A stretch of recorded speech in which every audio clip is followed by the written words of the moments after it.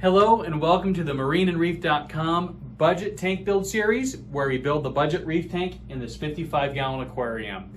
Today we're going to go over water changes, and we're going to do our first water change on this tank. Now, if you saw our last video, it was about 30 minutes ago in our time, and that was when we cleaned the glass on this tank. It's a really good idea to do a water change right after you clean your glass and you stir everything up. Now, you may be asking, water changes, do I really have to do water changes? I don't want to do water changes.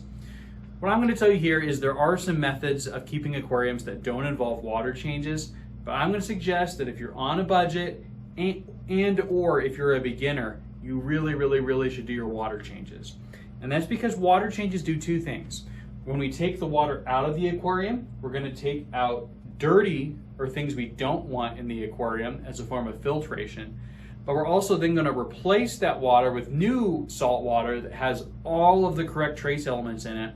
And that's going to be adding or doing a supplement process to the aquarium. Now, if you don't want to do water changes, then instead of just pouring a jug of salt water in the tank, you might need to add calcium, alkalinity, magnesium, strontium, potassium, iodine, molybdenum, and you wind up looking like a mad chemist. So it's a whole lot easier just to do regular water changes to add those trace elements back. And it's a lot easier in many cases just to do a water change than to buy very expensive gear that requires special media, cleaning and tuning. It is one of the easiest and simplest ways to keep your aquarium clean is to do your water changes. Now on this tank behind us, we're gonna commit to doing about 5 gallons of water change once a week. If you're asking what kind of water change schedule we'd recommend, generally we recommend you do no less than 1/3 once a month. Now, how does that work into our 5 gallons every week?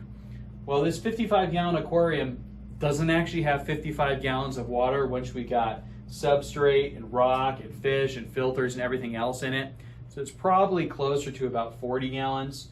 So if we do 5 gallons a week, we're probably changing about half the water once a month. So you could either do that one big water change once a month, or you can do little ones once a week. And we find for most people, a small 5-gallon water change is going to be a lot easier. So without further ado, we're going to show you the gear we're going to use for a water change. Then we're going to actually do it and walk you guys through the process. The first thing you're going to need is salt water. So we have here a jug of salt water. We're not going to show you guys how to mix salt water because we did that in a previous video. But we need to make sure we have our water ready to go before we start the process. The next thing is we have a bucket, and this is going to be for our dirty water.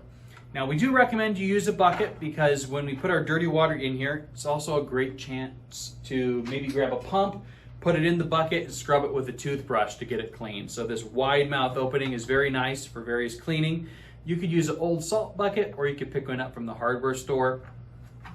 We've attached to it this flipper bucket buddy. This is not necessary, but that's going to go ahead and keep the tube from our gravel vac in place so it doesn't flop around.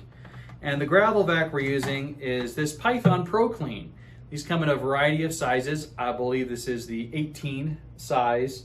And this is how we're going to suck the water out of the aquarium and into our bucket. As we get ready to do our water change, we're going to start by turning all the equipment off except for the light. That's because if the skimmer, filter, circulation pumps, or heater start to run dry, they can damage themselves, and we don't want that to happen. But we do want the light on so that we can see what we're doing when we do the water change. So if you remember when we set things up, we plugged everything into a power strip except for the light so that we can, with one click, leave the light on but turn everything else off. So let's go ahead and turn off our gear. And now we're ready to do our water change. So we're going to start by taking our bucket over to the tank, and we're going to get out our siphon. Now, when it comes to siphoning the aquarium, the most common way to get your siphon started is to take the dirty end, the out end of the siphon, put the clean end inside and suck on it.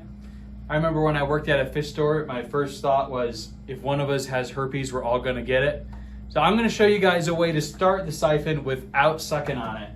I'm gonna leave this in the bucket, and I'm gonna tell you what I do before I do it.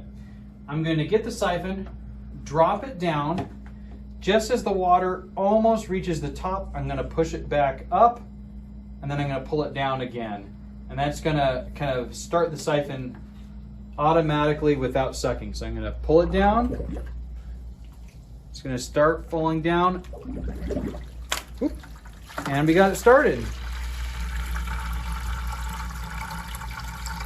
So while that water's draining, I'm gonna kink the hose slightly to slow down the flow of the siphon, and that's gonna stop the sand from getting sucked up. So if I don't do that, you may notice the sand almost wants to go all the way up into the hose, and we're not trying to remove it, we're just trying to clean it.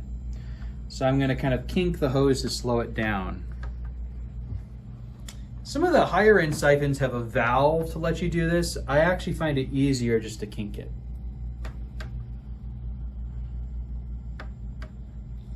You can see we're pulling all kinds of gunk out of the sand as you push down into it. And while we're doing this, I'm looking over at the bucket. And one thing to note here is that in the bucket, there's a black line that I have Sharpied on. And what I did is I filled up that water bucket of clean water with just tap water, poured it in, and marked where it lands. So I know I should take out as much water as I'm putting back in and no more. So I know that one full water jug goes to that black line. So we're gonna keep siphoning until we see the water reach that line. And then we know that we're good to put the clean water back in. So we've now gone ahead and drained out to the line. So we've taken out all the water that we're gonna take out. I'm just gonna leave the siphon back in the bucket, and when we're done, we'll dump that out. Now we're gonna pour the clean water back in. So I'm gonna unscrew the cap on the salt water, and we're just gonna start pouring it back into the tank.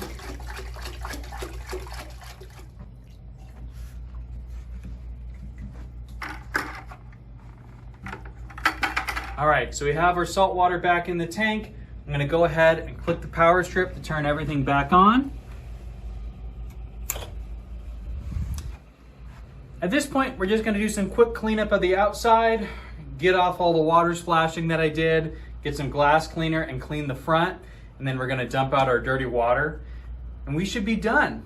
The key thing is that this whole water change process really takes maybe 10 to 15 minutes. So if you do that once a week, it's pretty reasonable.